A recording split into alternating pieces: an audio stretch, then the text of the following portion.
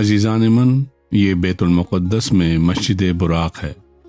یہ وہ مقام ہے جہاں سے شب معراج سرکار دو عالم صلی اللہ علیہ وسلم اپنی سواری براق کو چھوڑ کر آسمانی سفر پر روانہ ہوئے۔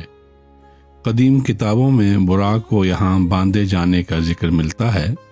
شاید اسی وجہ سے اس پتھریلی دیوار پر لوہے کا کڑا علامتی طور پر نصب ہے۔ دوستو، یہ ویڈیو میری اپنی بنائی ہوئی ہے۔ ویڈیو کی اصل آواز کو خاموش کر دیا ہے اور اس کی جگہ یہ سفری یادداشت نئی معلومات کے طور پر آپ کے سامنے پیش کر رہا ہوں۔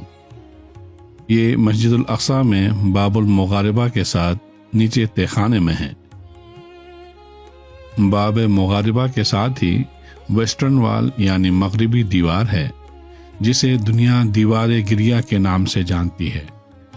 دیوار گریہ یہودیوں کا سب سے مقدس مقام ہے، جہاں دنیا بھر سے یہودی عبادت کے لیے آتے ہیں۔ دیوار گریہ دراصل مسجد الاقصی کی مغربی دیوار ہے۔ ممکنہ خطرات کی وجہ سے باب مغاربہ عوام کے لیے بند رہتا ہے اور دیگر دروازوں کے مقابلے میں اس گیٹ پر اسرائیلی سیکیورٹی اہلکار زیادہ ہوتے ہیں۔ عزیزان، اس مسجد کی پتھریلی در و دیوار سے معلوم ہوتا ہے یہ پرانے زمانے میں دو بڑی چٹانوں کے درمیان کی کوئی جگہ رہی ہوگی، واللہ عالم۔ یہ مسجد مخصوص اوقات میں زائرین کے لیے کھولی جاتی ہے۔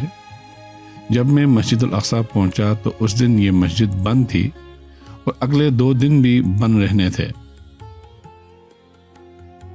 دوستو، ایک دن صبح میں مسجد اقصی کے صحن میں اقصی کے ایک ملازم مولوی کے ساتھ باتیں کر رہا تھا۔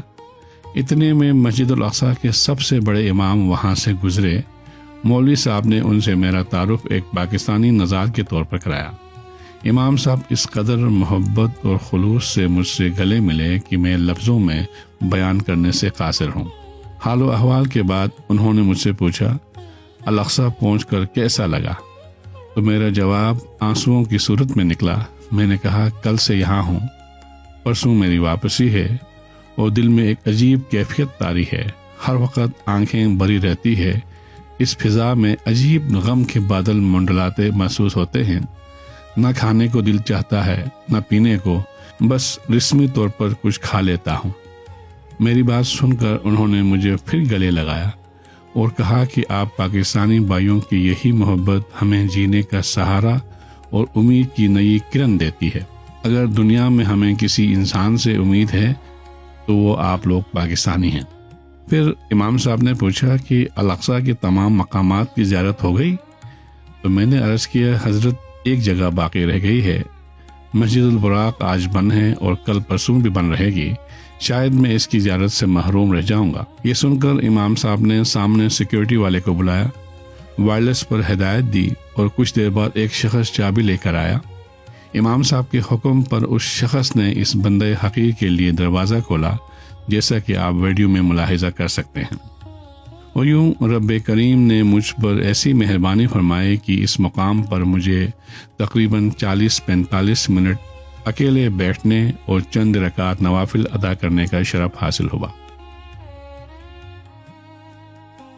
عزیزام، یہاں ایک اہم وضاحت ضروری سمجھتا ہوں کہ سوشل میڈیا پر بارہا یہ سوال سامنے آتا ہے کہ اگر مسجد الاقصی ایک ہی ہے تو پھر اس کے اندر اتنی مختلف مساجد کیوں نظر آتی ہیں؟ اس کا جواب دراصل خود مسجد الاقصی کی عظمت کو واضح کرتا ہے۔ مسجد الاقصی کسی ایک عمارت کا نام نہیں ہے، بلکہ وسیع تاریخی اور مقدس احاطے کا نام ہے، جسے حرم قدسی کہا جاتا ہے۔ اسلامی تاریخ کی روشنی میں اس پورے احاطے کے اندر آنے والے ہر جگہ، چاہے مسجد ہو، صحن ہو یا کوئی تاریخی مقام، مسجد الاقصی ہی کا حصہ شمار ہوتی ہے۔ تو دوستو، حرم قدسی کے اندر مختلف مساجد ہیں، جیسے مسجد قبلی، مسجد قبۃ الصخرہ، مسجد مروانی، مسجد عمر، مسجد باب الرحمہ۔